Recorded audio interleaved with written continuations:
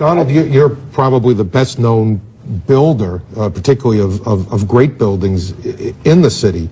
There's a great deal of question about whether or not the damage and the ultimate destruction of the buildings was caused by the airplanes, by architectural defect, or possibly by bombs or aftershocks. Do you have any thoughts on that? Well, it was an architectural defect. You know, the World Trade Center was always known as a very, very strong building. Don't forget, that took a big bomb in the basement. Now, the basement is the most vulnerable place because that's your foundation, and it withstood that. And I got to see that area about 3 or 4 days after it took place because one of my structural engineers actually took me for a tour because he did the building. And I said, I can't believe it. The building was standing solid, and half of the columns were blown out. I mean, so this was an unbelievably powerful building. If you know anything about structure, it was one of the first buildings that was built from the outside. The steel, the reason the World Trade Center had such narrow windows is that in between all the windows, you had the steel on the outside. So you had the steel on the outside of the building. That's why when I first looked, and you had big, heavy I-beams, when I first looked at it, I couldn't believe it because there was a hole in the steel. And this is steel that was, you remember the width of the windows in the World Trade Center, folks. I think you know, if you were ever up there, they were quite narrow. And in between was this heavy steel.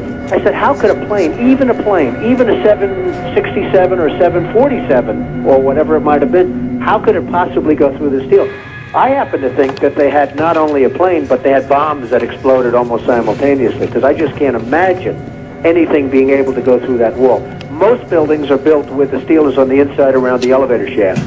This one was built from the outside, which is the strongest structure you can have, and it was almost just like a can of soup. You know, Donald, we were looking at pictures all morning long of that plane coming into building number 2, and when you see that approach the far side, and then all of a sudden, within a matter of a millisecond, the explosion pops out the other side. Right.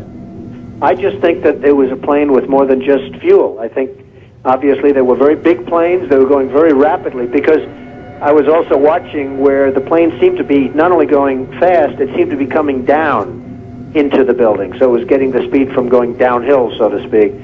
It just seemed to me that to do that kind of destruction is even more than a big plane because you're talking about taking out steel, the heaviest caliber steel that was used on a building. I mean, these buildings were rock solid. And, you know, it's just an amazing thing. This country is different today, and it's going to be different than it ever was for many years to come. Very profound statement and very true.